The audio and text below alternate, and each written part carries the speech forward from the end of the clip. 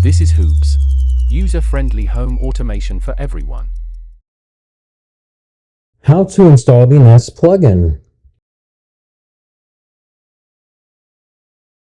First, let's go to the plugin page. Then we will search for Nest. Click the install button, then click install again. Now that your plugin has been installed, we will begin the configuration. Let's click on the configuration button. If you are using a Google account, you can simply click link account and follow the instructions here. If you are still using a standard Nest account, go to hoobs.com, then click on resources and plugin library. Next, we will search for Nest and click on the Nest plugin.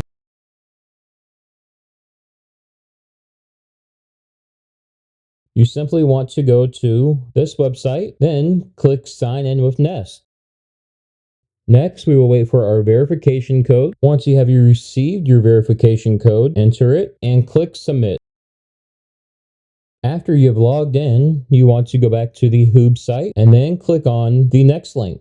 Now that you are here, you will see a bunch of random letters and numbers all tied together. What you want to look for says access token. You will just highlight your access token, then copy your access token into the configuration page on your HOOBS. After you have inputted your access token, you will scroll down and click Save.